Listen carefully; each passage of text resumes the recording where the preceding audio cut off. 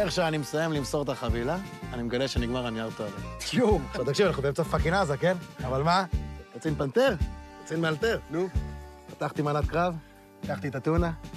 אתם יודעים איך מנגבים מטפחית של טונה? איך? זהירות. הופה, תראו מי הגיע.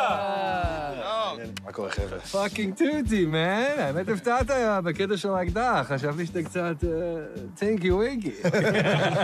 צריך, אז אתה יודע. מה עושים?